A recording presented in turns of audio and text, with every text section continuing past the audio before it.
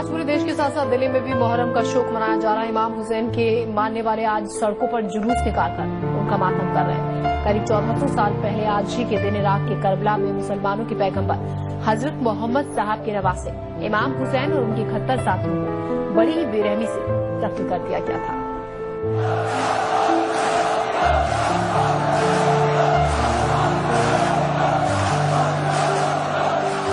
इमाम हुसैन की शहादत के शोक में आज के दिन दुनिया भर में शोक मनाया जाता है।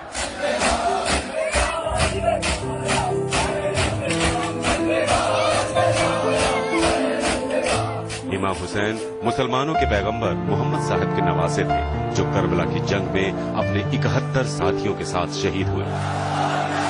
मुहर्रम क्या है और इसे क्यों मनाया जाता है, इसके लिए हमें तारीख के उस हिस्से में जाना होगा जब मोहम्मद साहब की मौत के बाद इस्लाम में खिलाफत का दौर आया, यानी खलीफा का राज था।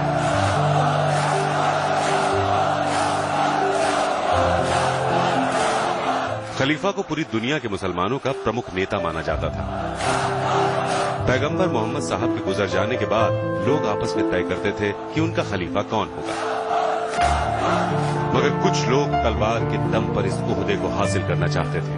उन्हीं में से एक था सीरियाई सुल्तान यजीद इब्न माविया, जिसने खुद को मुसलमानों का खलीफा घोषित कर दिया और लोगों पर इस्लाम के नाम पर जुल्म ढाने लगा।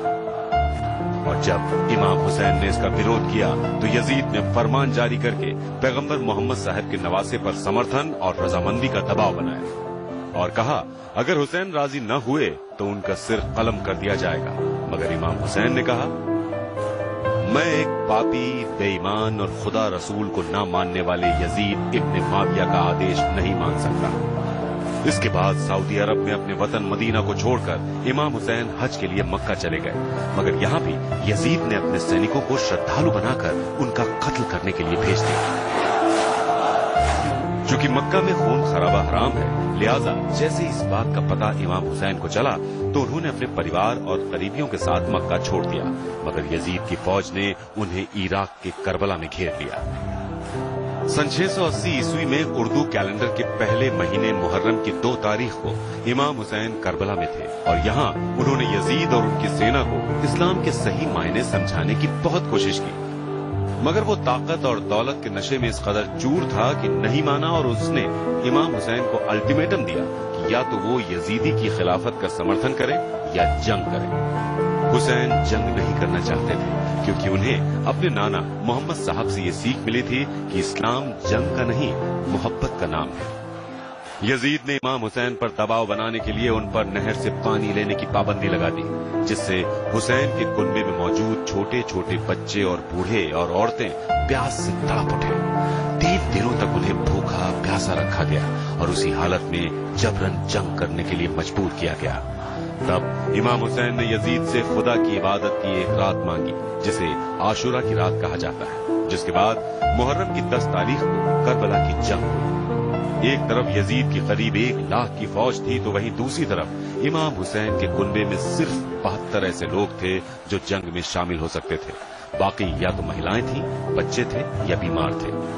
इमाम हुसैन और उनके तमाम 71 साथियों को बड़ी बेरहमी से कत्ल करके उनके सरों को जिस्म से अलग कर दिया गया। यजीद के 1 लाख के लश्कर ने जिन 72 लोगों को मारा, उनमें 6 महीने के बच्चे अली असगर के साथ साथ कम उम्र के बच्चे और बूढ़े भी थे, जिसके बाद उनके खेमों को जला दिया गया। इमाम हुसैन ने खुशी खुशी अपने परिवार को इस्लाम की राह पर कुर्बान कर दिया ताकि दुनिया को यह संदेश जा सके कि इस्लाम तलवार की नोक पर नहीं बल्कि अमन के संदेश की बदौलत है।